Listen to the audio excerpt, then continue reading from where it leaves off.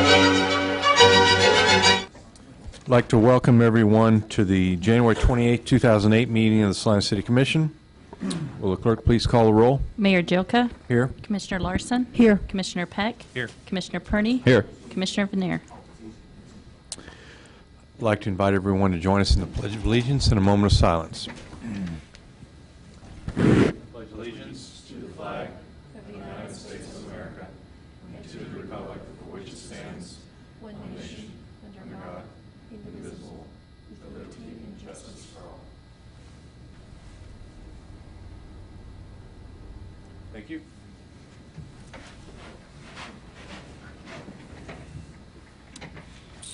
First thing on today's agenda is a citizens forum, a time set aside for any citizens who would like to bring matters to the commission that are not on the official agenda.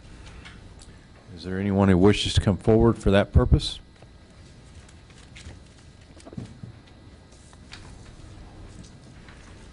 Seeing none, we will continue on with awards and proclamations. Item 4.1, presentation of plaques of appreciation to outgoing employee council members. Okay, I will ask if they're present, Sean Dunstan, Luann Elsey, Dina Hidon, Roy Harris, and Richard Kelly. Come forward.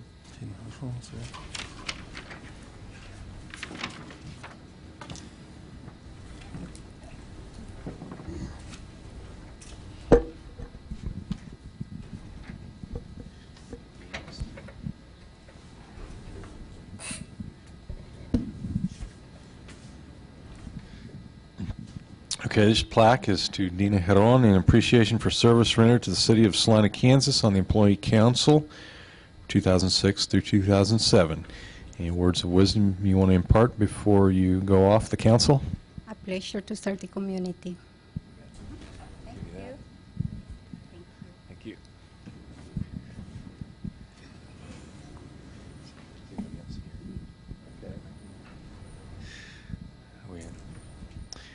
In appreciation for service rendered to the city of Salina, Kansas on the Employee Council, Luann Elsey, 2006 through 2007. Likewise, I'll give you the mic if you want it. That's fine. Thanks. Thank you. Thank you.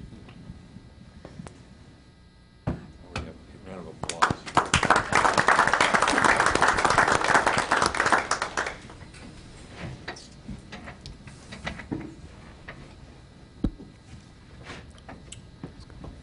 Next, we have the consent agenda.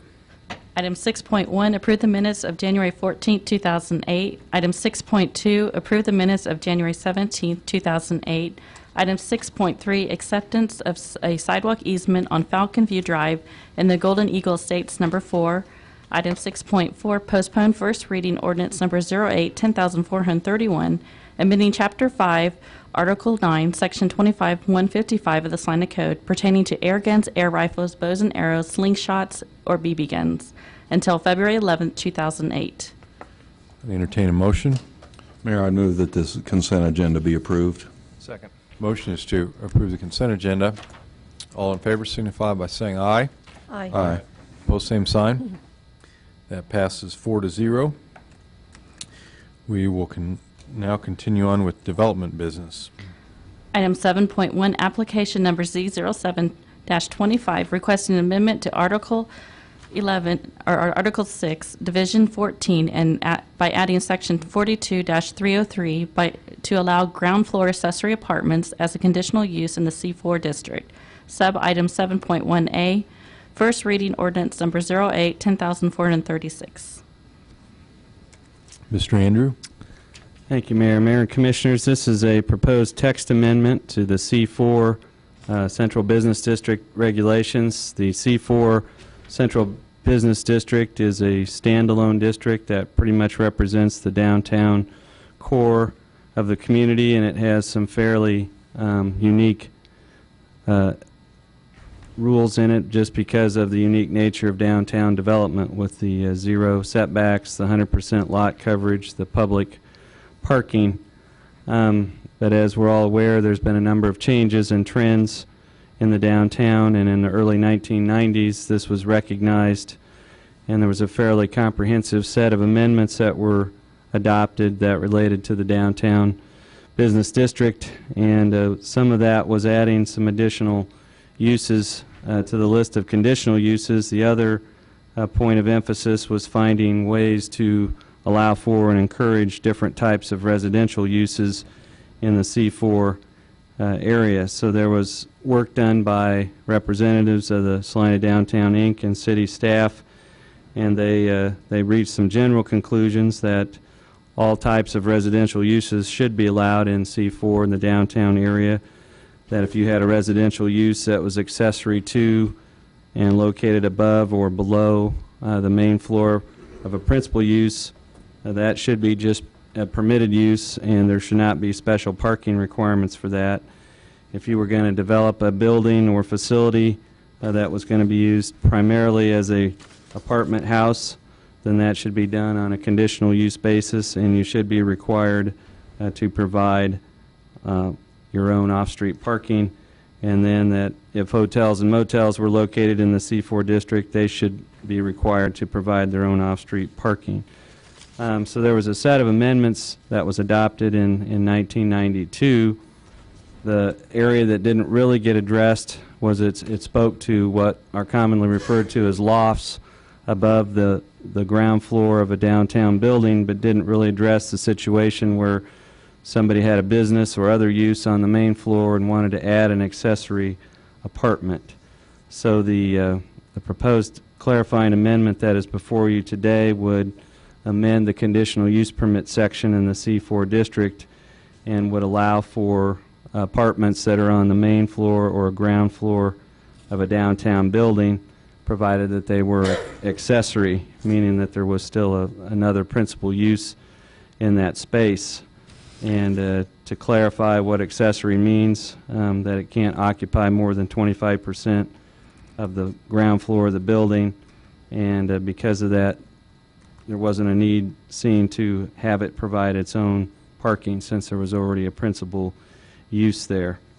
And I guess the best thing I could point to would be the sheet there where I've listed the illustrations of how each of these situations would apply.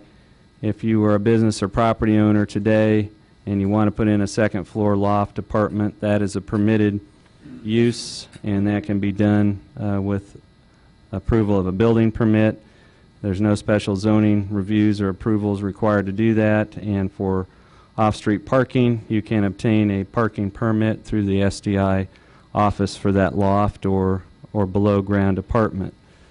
What's not clearly allowed for today is I want to put in a apartment on the ground floor of my business or building and also use that for business purposes. Then that can be done through a conditional use permit.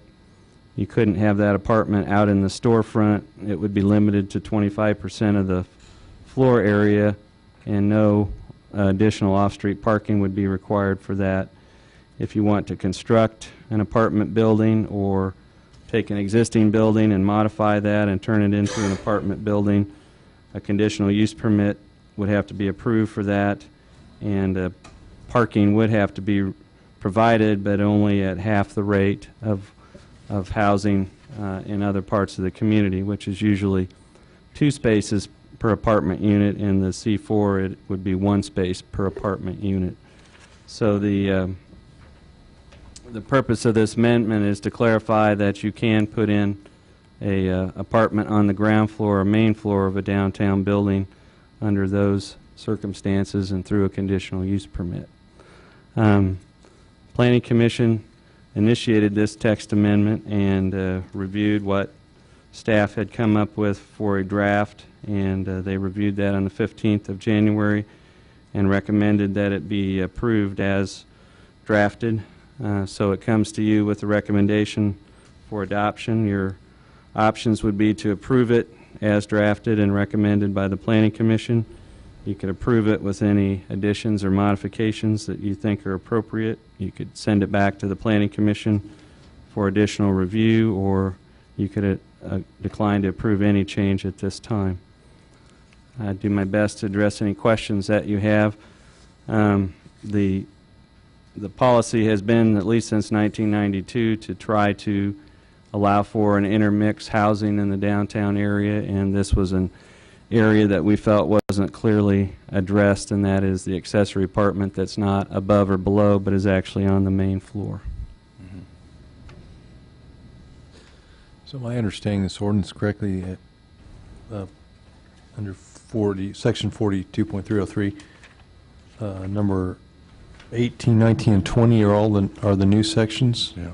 Only 18 is new, Only 19 18. and 20 are existing, and 18 is new from the standpoint that it deals with accessory apartments on the ground floor.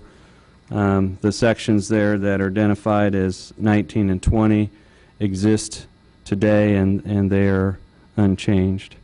The part that is not attached here, because it's not a conditional use, in the permitted use section in C4, there's a reference to having residential dwellings above or below a principal use. And that's not in the ordinance before you, because that's in the permitted use section and not the conditional use section. And the rationale for treating lofts differently than the main floor is that at the time and since that time, most of the downtown interests have wanted to have a filter or a process so that you didn't have prime storefronts turned into housing or apartments, that there at least be a filter that passed through before that occurred. And so that's the reason for looking at the main floor differently than the second floor or basement. So it does permit basement? Is that what you were saying? It does. Okay. It does does permit, not? It does. It does permit basement. that today. Okay. So There is at least one. There's a couple I can think of where there's a lot of possibilities we under the main we use floor. the term loft, but there are apartments that are below and not above. Okay. Is it appropriate to discuss some of the other 23 conditional uses? Because there are a couple on there that look to me like they probably shouldn't even be a conditional use, and I'm wondering if they're even being enforced. For example, number 15, handcrafts, ceramics, and similar artwork. Did the ceramics shop actually have to have the one called on the pot? Does that have a conditional use permit? Did it have to get one? I don't believe that came up at that time. I think most of the items in this list were the result of that 1992 amendment, and I'm not sure that makes a lot of sense to have that in there or leave it in there. So can we edit some of those out right now? If we can, I'd like to edit out number 3, appliance store sales and service. I see nothing wrong with having those. I'd like to take out furniture repair and restoration shop, glass and mirror sales and services. Again, is the only one in downtown that's nothing but glass is Mr. Windshield. I don't know if it has a conditional use permit or not, but it probably predates 92. The handicrafts, ceramics, and similar artwork, number 15, I would take out. Those, what is that? That's 4. We would have to refer those items back to the Planning Commission and then have them make a recommendation, but we could certainly initiate that on your behalf if a majority of the Commission would agree with you. Well, am I correct that those are not really being enforced? I would say that is the one that is most clearly being enforced and would be automobile repair, amusement arcades, And drinking. car wash, and drinking establishments. The others, I don't think there's a great deal of recognition as to what or why those would be different than an art shop or some of the studios or some of the others. So if I have that correct, you'd like appliance store sales and service, the glass, mirror, furniture, and the handcrafts. Correct. What about amusement Furniture arcades? repair and restoration, I think he also Yeah, number said. 11. Numbers 3, 11, 12, and 15 were the ones that I thought were not necessary and should be allowed uses. What about number 1? We have, as has been referenced before, if someone were to establish an indoor arcade that that would be today a conditional use. The only one that has come into play and has gone since that came into play in the middle 1990s, there was an indoor paintball facility that was on South 4th Street, and that went through a conditional use process, but that's the only indoor arcade that has come into being since these amendments were passed. Wasn't there another one that led to inclusion of this in the ordinance? We had an argument. Well, one time. what we did was we did a text amendment to make teen centers a conditional use, and that was added when the city was proposed. But I'm not aware of any other indoor amusement arcade that's gone through a conditional use, but we can check that. But I guess our response would be that if you're in favor of the amendment on housing and want, as part of your motion, to recommend that these become permitted instead of conditional uses, then we can do the proper notice and start that forward. Or at least ask the Planning Commission to review those. Yes, and we'd have to give notice that those are being considered for removal from the conditional use list. So if we had anybody in the downtown area that wanted to advocate for leaving them there, they'd have an opportunity to have input. But we would advertise that change and then bring it back to you. Well, and since I'm kind of new at this, how does that work? Dean, if you take them off and then later on down the line a business wants to come in and wants to put in an indoor arcade, for example, what do they have to do then? Well, if the... It's just not permitted then at all? No, we would move it from conditional to permitted, if that's... So do you feel like we're flip-flopping a lot here or not? Well, my intent was, to make these allowable uses. To make it, to quit from going flip-flopping so much? Well, to quit so that you wouldn't have to go through another step and have Every to get a single time. conditional use Okay, permit I'm if you following. want to open another appliance store, which Okay. we don't really have down there. Now, I'm sure there's, I don't want to open up a can of worms here, but on drinking establishments, Mm-hmm.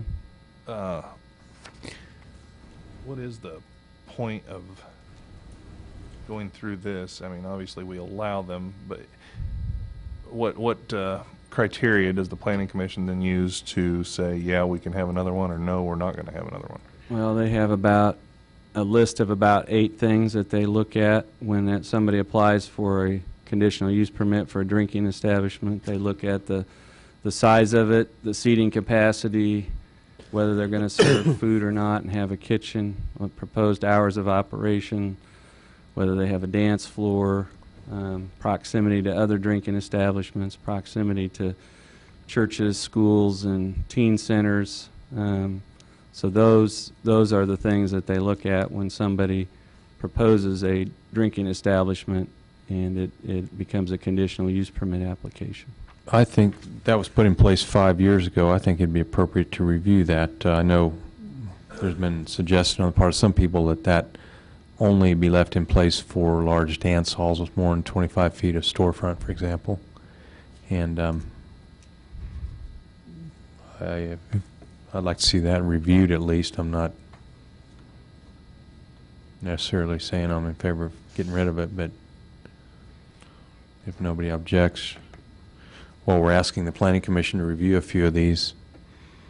I'd like to see that. They haven't been comprehensively reviewed since 1992, so if you, as part of your motion, instead of being specific, just want to ask for a comprehensive review, then we can address each one of them item by item and see if we want to keep them or... Would it be better to maybe have 2 separate motions? Yes, if I There's if the I may matter at suggest- hand and then the Right. review. The amendment at hand is a little bit, it was initiated by staff and the Planning Commission, but it is a little bit time sensitive. So if you're okay with that amendment, my suggestion would be to pass the ordinance that's before you and then pass another motion to direct staff to take up the additional issues. Okay, is there any questions of staff, any additional questions of staff? If there's not, I'd like to invite any public comment, if there is any. Seeing none, commission action. Mayor, I'd move that ordinance number 08-10436, amending Chapter 42, Article 6, Division 14, Section 42-303, pertaining to conditional uses in the C4 district, be approved. I'll second. The motion is to approve ordinance 08-10436, making the changes outlined by Commissioner Perney. All in favor signify by saying aye. Aye. Opposed, same sign. That passes 4-0. Then, Mayor, I'd like to make a second motion that we refer this ordinance back to the zoning, or the Planning Commission, to reconsider the conditional uses and consider changing some of them to allowed uses, particularly number 1, 3, 8, 11, 12, 15. Those would be the ones, and 15. I would personally like to see 8, or number 1 left off your list. Would that be It's okay with me. It's a toss-up. I can see how it could be considered a nuisance kind of a use to some people, and therefore, that's why it's in the conditional uses. Okay, so I'll take 1 out, just 3, 8, 11, 12, and 15. I'll second. Okay, the motion is to ask that this section of City Code be reviewed by the Planning Commission to determine if numbers 3, 8, 11, 12, and 15 should still be on this list. All in favor signify by saying aye. Aye. Opposed, same sign. That passes 4-0. Item 7.2, resolution number 086483, authorizing the inclusion of the municipal golf course property in the plat of a residential subdivision and authorizing the Parks and Rec Director to sign the necessary plat and zoning applications. Mr. Andrew? Thank you, Mayor. Mayor and Commissioners, this is a request on behalf of Cornerstone Development Group for the city to cooperate and participate with it in the proposed platting of property that's directly south of the Salina Municipal Golf Course. And if you could imagine a line coming across about like this, that was the property that was owned by the Graves family in 1963, which was a full quarter section. And in the mid-1960s, the Schilling Air Force Base closed. That allowed the Salina Municipal Airport to relocate from this location out to the air base. And in 1967, there was a plan put forward to construct a municipal golf course at this site. When the available land and the layout of the land was looked at, it really would have required that basically you would just have a series of rows of north-south lots or holes going back and forth. So there was contact made with the Graves family about the possibility of contributing some of the land that they owned into the layout. And so again, if you took this line across here, this land here that was incorporated into the golf course and done in such a way that it allowed for some additional rolling terrain and some east-west layouts to be incorporated, that land was given to the city and included into the golf course layout. One of the results of that was that they didn't just draw a line here and give it all to the golf course. It was based on the layout and the terrain, and so you have this leftover piece here. You also have a peninsula here that is still in private hands. Then in 1988, there was a master plan developed for the remainder of the Graves Trust property. It was known as the Mariposa Master Plan, and one of the main features of that was to come down here where Marymount came down, and there was Cloud Street coming back to the east. The plan was to close and eliminate that here and to build a new street through here that would connect Marymount Road over to Markley. The Mariposa addition which is along Marymount Road there, was developed in 1989. There was another piece of it here. The Florida Soul Townhomes was done in 2000. Then in 2004, the plat for Cedar Ridge Edition, and resulted in Cloud Street being eliminated and Cedar Ridge Drive being built. Now we have this property on the north side that Cornerstone is purchasing and is interested in developing. And as they laid out their project and looked at subdivision layouts, they saw locations in those various peninsulas where they foresaw a need to have discussions with golf course staff and city staff about some land swaps and boundary adjustments. One of the areas is this area here at the where there's kind of a triangular shaped peninsula between holes 12 and 14, where they would like to square that off. At the end there's also, you can see to the north of that, an area where they have discussed the concept of a detention retention pond that would be on the golf course property. But basically, in order for staff to accept a plat application, if any portion of it includes property owned by someone else, in this case the City of Salina, they need to be a co-applicant or participant in the plat. So the letter that you have in your packet and the request is to authorize a portion of golf course land to be included in the plat and the rezoning application, obviously with final approval of that configuration being done by the Planning Commission and City Commission. One of the questions we had when we looked at how much land are we talking about, if you added up all the different adjustments that would be shifted from the golf course to the Cornerstone subdivision, that's about 53,000 square feet.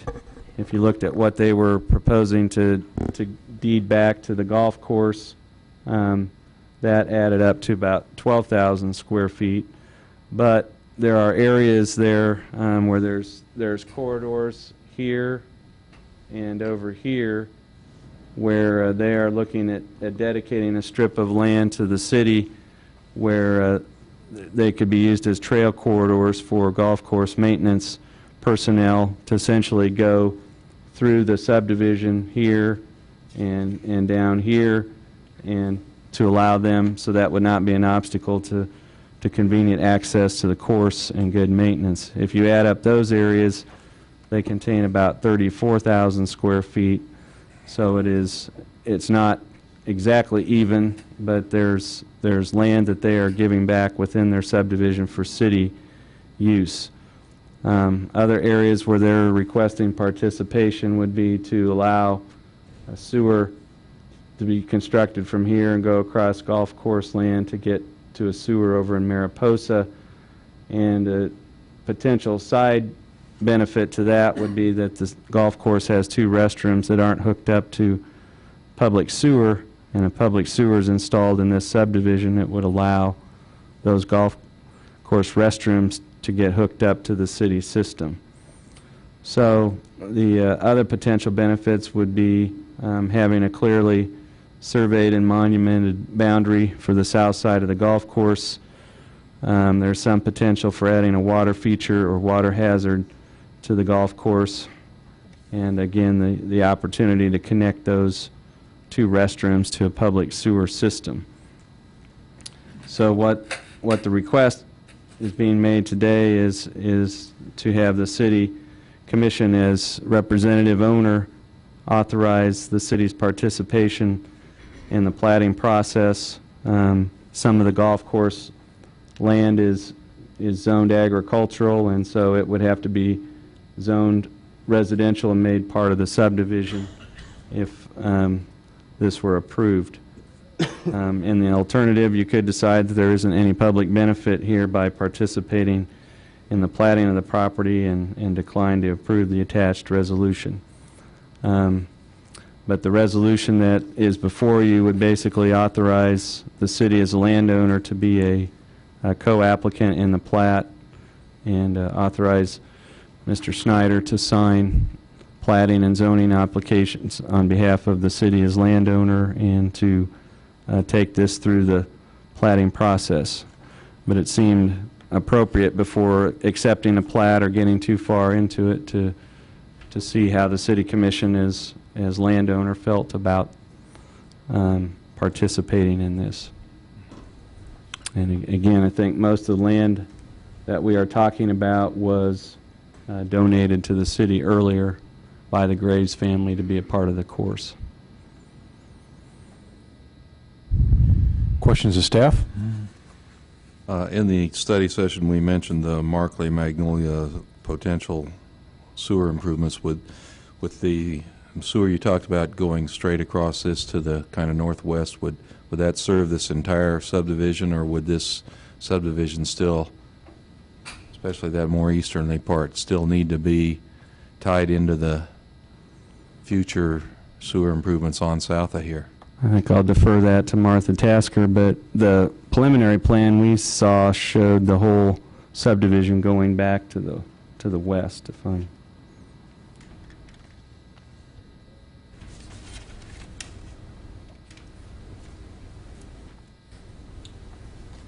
What Dean referred to is correct. Their current plan that they're proposing, the entire area to the north and east is handled in this system and would run to the west to the Mariposa sewer system at this time. And they actually did profiles for the entire area, so I'm comfortable that that is a true statement. So this is an infill subdivision then on the present That's correct. infrastructure. That's correct.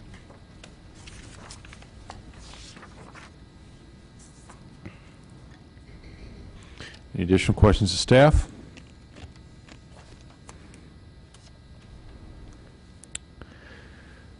Seeing none, I'd invite any public comment.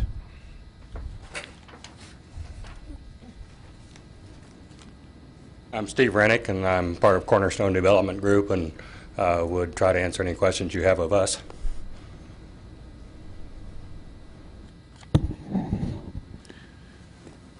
A quick question, if I may, Mayor. Sure. Just one point of clarification. I believe I know the answer, but I thought it best addressed to Mr. Andrew and possibly the applicant. Is it fair to say that this action by the City Commission today, while it enables the appropriate sign-off on the application, would not be in any way binding as far as the ultimate action, that it would then simply place the plat in the normal course of review? If either during the preliminary or final plat process the commission decided that they didn't like the layout or the amount of land or some of the concepts, it in no way prejudges the result of the plat review, only allows city-owned land to be included in the drawing that would go forward. And presumably we would reach a point at which, if the plat was ultimately approved, and that would be the point at which it would be necessary for the city to carry out the necessary transfer to make that a legitimate plat of the actual to the very last step, either the city as an owner part of the plat or work out a transfer of land before it's all finalized so that it's all in Cornerstone's hands.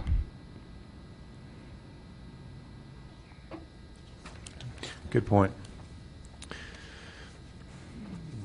Seeing no other questions, thank you very much. Additional public comment? If not, we'll bring it back to the commission.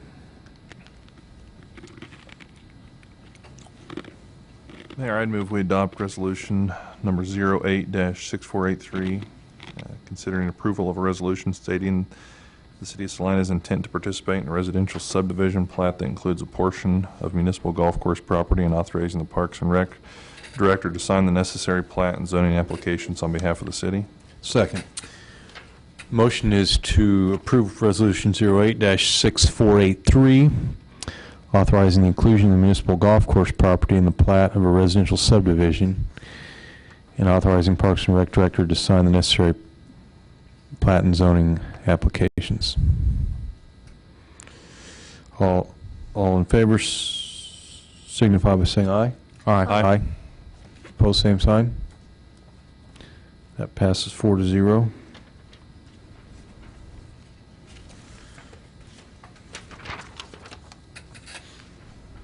We will continue on with items of administration. Item 8.1, Resolution Number 086482, amending the City of Salina Shared Vision Statement and Strategic Plan. Mr. Scragg? Thank you, Mayor. As I believe all of you should recall, in October of last year, the City Commission met with organizational consultant Bob Saunders of Liberty, Missouri, and at that time, you reviewed with him the existing shared vision statement and strategic plan, the city's progress in that regard, and then any additional items or amendments that you wish to make to the strategic plan. As a result of that conversation, a compilation was prepared by Mr. Saunders and presented to staff in terms of amendments to the shared vision and strategic plan. Resolution 086482 is using the existing strategic plan as a starting point and highlights in bold the changes that were offered as amendments to the strategic plan as a result of the most recent session with Mr. Saunders last October. So I'd be happy to answer any questions that you might have. Questions of Mr. Scragg?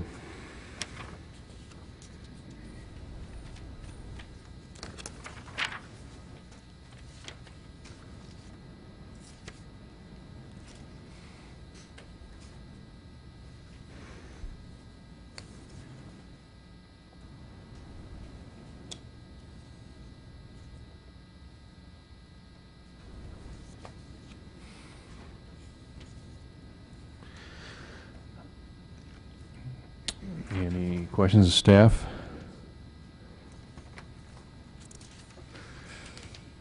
I have one, I don't know if this is exactly a question, but we have in your honor commitment to local League of Women Voters chapter to review the possible comprehensive consolidation with Saline County of Government Services. I know at one point we asked the League of Women Voters if they would check with the county to clarify their intent to participate, or I know that their resolution, their participation envisioned a different kind of study than we had. Well, I think been this asked. wording is specific in that sense, that it's targeted at our role in that process and the commitment that we made to the League of Women Voters to participate. It stops short of including anything on behalf of the county. It's just restricted to our participation.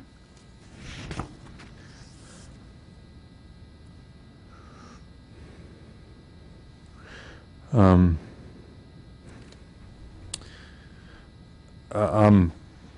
comfortable with that as it is. However, depending on the thoughts of the other commissioners, I think maybe we could add a phrase, and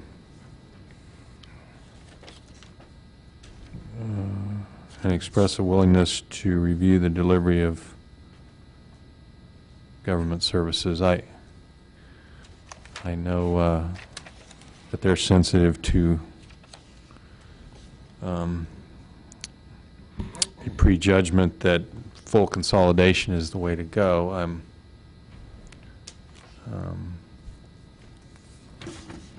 In part, I guess that may depend on what we view our commitment to the League of Women Voters in the first place to be. Mhm. But I think at the time there was discussion about looking at various services as well as full-blown consolidation. Mhm.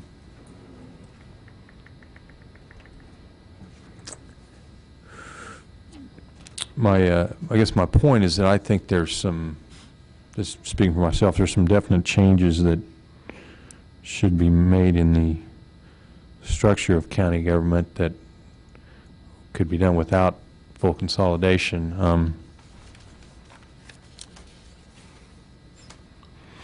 don't know, any thoughts of the other commissioners? Just leave it where it's at, or? You just want to reword it a different way? I think it's okay the way it is. I'm okay with it. Okay. Like I said, that's a whole Is it just, potentially controversial thing, so. So the point being just to express our willingness to participate in that particular study, which they had asked us to, right? Yeah, I think that was what the the original sentence says? intent, and that's why it was crafted that way, was to honor the commitment that we made to the League of Women Voters at that time.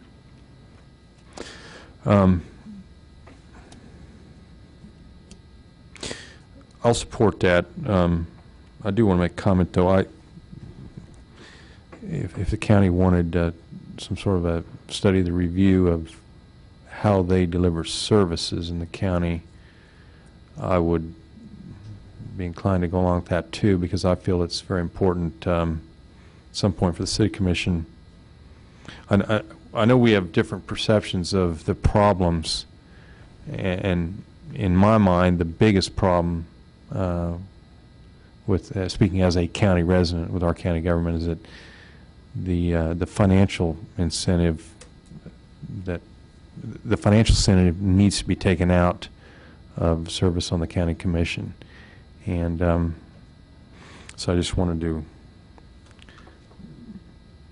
if a discussion comes up down the road, I want to make the point that I'm willing to study the service delivery also.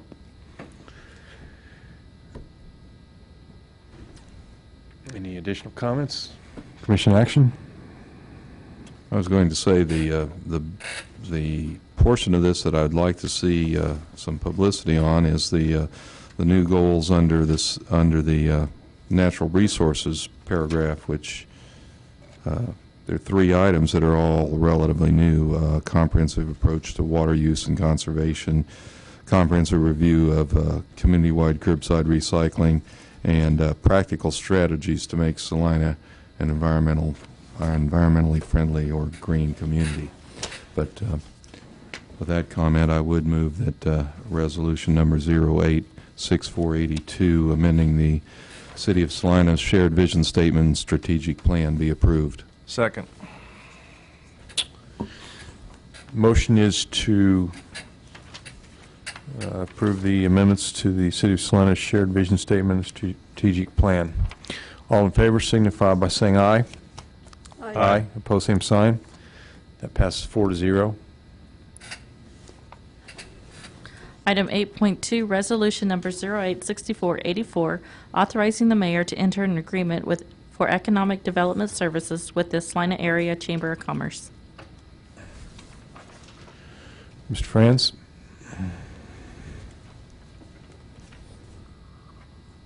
Mayor and Commissioners, thank you. The Salina Area Chamber of Commerce has provided economic development services for the city at least as far back as 1955, and a special provision for commercial development was added in 1987. Prior to that, it had been all termed as industrial development. Funding for the program has been provided by an annual budget. In recent years, that's been funded at $85,000 per year. During the 2006-2007, Chamber developed a new multi-year economic development plan. It was presented to the City Commission on June 25th of 2007, and as a result of that, budgetary provisions were made to support the plan for 2008. The amount allocated from general fund resources for 2008 is $206,000. The proposed agreement formalizes the relationship and provides for the city's intent to support the program over the 5-year period, subject to annual appropriations. The amounts in future years are in 2009 and 10, $256,000, and then in 2011 and 12, the $206,000 level. As before, distributions to the Chamber to be made quarterly. Agreement provides for performance reporting as requested by the City Commission. Those provisions are essentially a continuation of the existing arrangement. In addition to that, the Salina Economic Development Incentives Council has recommended a supplemental program to support and encourage entrepreneurial development with a one-time contribution from the Economic Development Sales Tax of $45,000. This will be a 4-year program administered by the Chamber. The distribution of $45,000, however, will be a one-time lump sum distributed upon request from the Chamber of Commerce.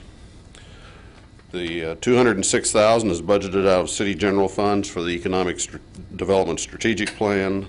$45,000 is available within the Sales Tax Economic Development Fund.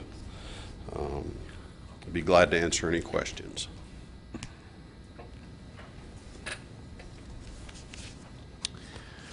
Questions of Mr. France?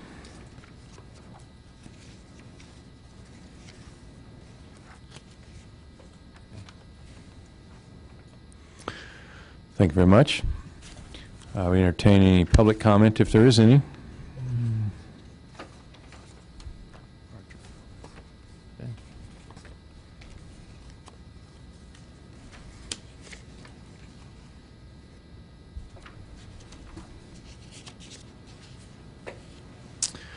Seeing none, we'll bring it back to the commission.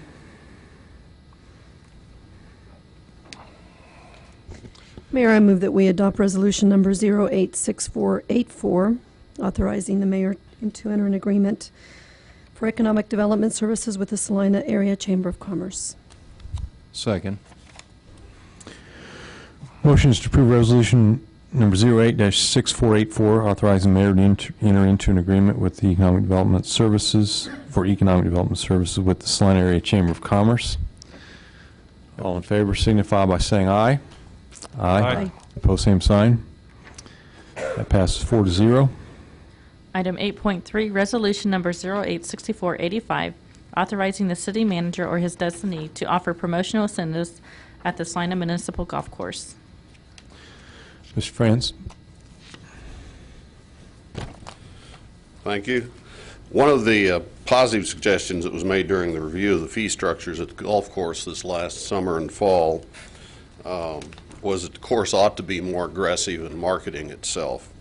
These are not activities that we've typically undertaken in any kind of organized fashion before, and our feeling is that we ought to get the City Commission to authorize staff proceeding with that kind of activity. The intent is to develop more paying rounds with a focus on marginal times and perhaps groups that haven't played the courses as much as they might. Objectives is promote play, like I said, at marginal times, during which time the course has ample capacity for additional play. Promote play by those who do not regularly play our course, members of perhaps private clubs, patrons, or players from other communities. Promote play by visitors, those spending the night or those that are participating in other events, and perhaps we might hook up to another event and maybe simply advertising. It may be some kind of, promotional activity that would be offered in those cases. Encourage play on the par 3 course, which is at this point relatively underutilized. I believe it's about 5,000 rounds a year. So there's ample play there, or ample room for play there. Perhaps encourage play by focusing on certain groups, the kind of customer appreciation kind of thing, and to develop a positive view of the course. Incentives offered might include additional services, promotional items, limited reduced price play, or cross-promotional opportunities with other entities. There would be some additional costs associated with advertising promotional items. There is some potential to grow the business. However, we've learned in talking to other courses there's no certain formula that might work, and it's a matter of trial and error to determine what actually works for a particular location. Either myself or Mr. Snyder would be glad to answer any questions you might have. Questions of staff?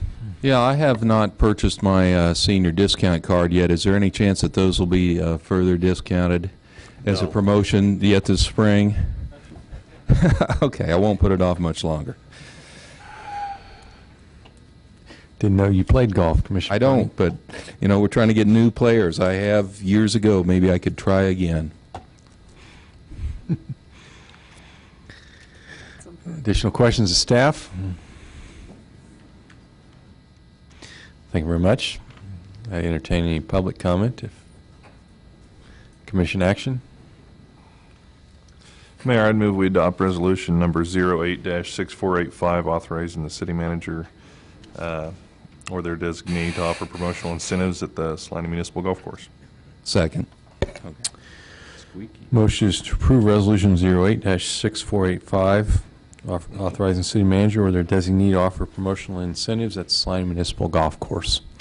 All in favor signify by saying aye. Aye. Pose same sign. That passes 4-0. Item 8.4, award of contract for the subdivision improvements, Quail Meadows Estates Edition, Phase 4, project number 072664. Mayor and Commissioners, this project is to serve, its infrastructure to serve 42 residential lots in Quail Meadows Estates Phase 4. Based primarily on the developer, we did have some additional interest in the project, which resulted in 5 contractors bidding it. Our engineer's estimate was just over $852,000. APAC was the low bidder at $792,727.55. 100% of this cost will be assessed to the benefit district. These costs include construction contingencies, inspection, design, bonding, and interest costs. It is recommended that the Commission award the contract for this project to APAC Kansas in the amount of $792,727.55. If you have any questions, I'd be happy to answer any of those. Questions of Mr. Place?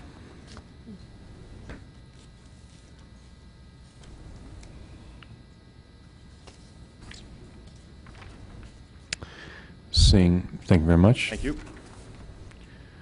I entertain any public comment. Commission action. Mayor, I move that we award the contract for the subdivision improvements, Quail Meadows Estates Edition Phase 4, project number 072664 to APAC Kansas of Salina, Kansas for $792,727.55. Second. Motion is to award a contract for subdivision improvements in Quail Meadows Estate Edition, project 07-2664 to APAC Kansas in the amount of $792,727.55. All in favor signify by saying aye. Aye. Opposed, same sign. That passes 4-0. I'm not aware of any other business. Staff has no other business for Okay, you. we'll entertain a motion to adjourn. So we want to mention that there is a public meeting concerning comprehensive plan Would be good. tonight at 6:30 6:30 at p.m. Lakewood Elementary School. Lakewood Elementary School, tomorrow night, 6:30 p.m. at Baptist Church First located in Southern Ohio Baptist. and Magnolia, Ohio. Magnolia, in Ohio. Maybe Be there. we start over and run through that again. So we had 3 people talking at once here. Yeah. Tonight it is Lakewood Middle School, and that will be at 6:30 in the Cafeteria Commons area. Tomorrow night it's First Southern Baptist at corner of Magnolia in Ohio, and that's also 6:30. And that's in their fellowship hall. Help plan your city's future. Be there. Super. I entertain a motion to adjourn. Move to adjourn. Second. Motion is to adjourn. All in favor signify by saying aye. Aye. Aye. We are adjourned. That passes 4-0.